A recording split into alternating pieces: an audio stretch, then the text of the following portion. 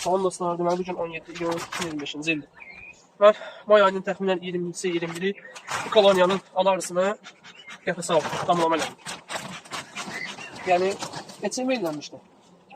Dedim, yolu təcrübə edeyim, görüm, nə olur. Və bütün qapalı yumurtalar doğulana qədər, yəni içəridə yumurta olmayana qədər qərara gəldim ki, arını qəfəsdə saxlayayım ki, həm canadan azad olsun, azalsın. Həm də arı beçim elindən geçsin və görək arının bal toplamağı necə olacaq. Şimdi bugün açık bırakmak istiyorum onu inşallah. Hem de ardından bir bal vəziyyətlə baxış görək. Arada bal nə vəziyyətləri, nə yerdədir. Ardının cinsi Qafqazdır. Sonuncu verdiyim pətəkdir. Qabardıblar, yuxarı hissədə bir qədər bal qoyublar. Həmçinin burada. Yəni normaldır. Mənim arılarım çox zəif oldu, yəni bal toplamağı zəif oldu. Əslində təbiət də gözəl idi. Arıların inkişaf eləməyi də yaxşı idi ilk başda. Amma mən səhlənkarlıq elədim.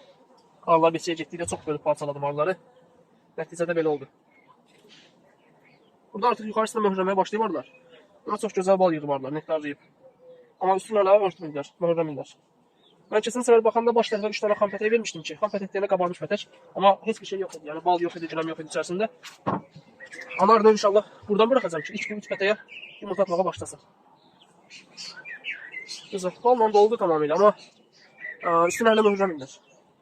Kifayət qədər ağırlıq da yoxdur, yəni keçənlə müqayisədə. Bilmirəm, bundan sonra nədən sizə bal olacaq, olmayacaq. Bir mənə gəlir ki, keçəndən bir qədər zəif oldu. Artıq heç bir yumurta yoxdur. Bütün arılar doğulub.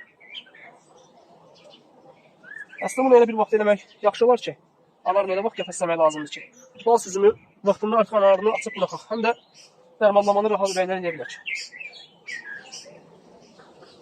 Burada artıq möhürləməyə başlayırlar yuxarı hissədən.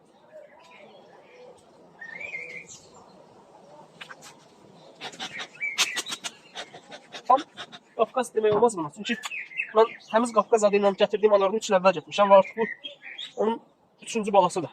Yəni balasının balasıdır. Nə dərəcədə təmizliyin, saflığını saxlayıb bilmək olmaz. Bir neçə cinsin bir yerə saxlandığı yerdə arının saflığından danışmaq olmaz. Anar buradadır, qanar nasıl bırakmaq lazımdır.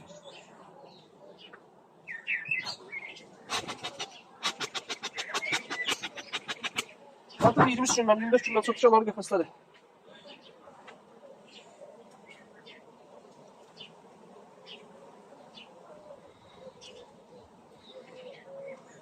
Əslində mənim üçün çox yaxşı bir təcrübə oldu. Yəni uzun müddət deyil arı saxlayıram, 2-3 ildir.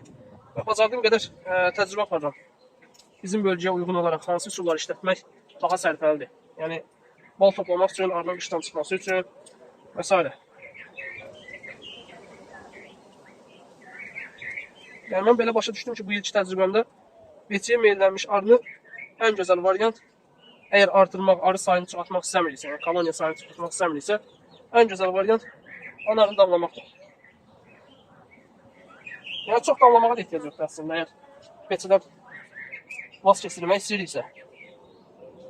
Arılar baxın, anarın qoxusunu necə anarın üstünə gedirlər, qəfəsin.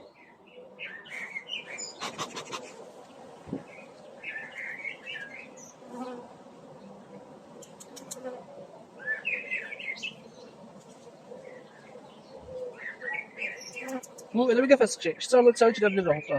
Amma keçməz kimi bir şeydir. Amma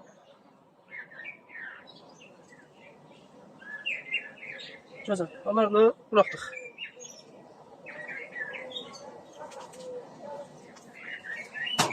Anarını buraxdıq, indi arını sıxlaşdıraq və özümüzün hazırladığımız təbii dərmandan vuracaq. İndi anarı var gücündən başlayacaq yumurta atmağa. Artıq 20 gündən, 22 gündən çox ki, anarı yumurta atmır.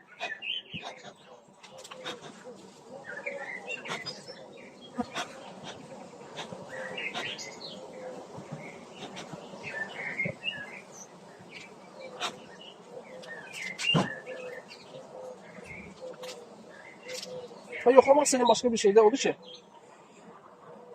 buradakı 3 çərçivədən başqa, buradakı bütün çərçivələr ballı çərçivələrdir. Yəni, burada mən keçən səfər qəsdən sıralayanda elə sıraladım ki, buradakı çərçivələrdə ümumiyyətlə yumurta atmağa yer yoxdur. Yəni, 3-4 çərçivədir, 5 çərçivədir. Öz anar buradakı çərçivələri yumurtadan sonra bu təbii keçəcəkmi, ortaya gələcəkmi bu olmalar çox maraqlıdır. Dərmanımız sadəcə 1 litre şərbət, kəskin otu yağı və nane cəfərdir. İçərisi var aralarında bu şəkildə. Dökəcəm. Kəskin otu yağı bir neçə növdə satılır. Yəni apteklərdə. Bu dəfə mən aldığım kəskin otu yağı Herboflora'nın aptekindən almışam. Onun biraz qoxusu mənə fərqli gəldi. Heç bir ziyanı olmayan bir vasitədir. Ümumiyyətlə, bal mövsümündə kimyəvi dərmanlar istifadə etmək heç doğru deyil. Yəni, indi oxuduqlarımızdan, baxdıqlarımızdan deyirəm, heç kəs məsləhət görmür. Bu qədər.